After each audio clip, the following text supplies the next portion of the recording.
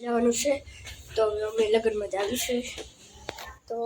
બધા નીકળી ગયા છે હું જાઉં છું હાલો ચાલો મળવી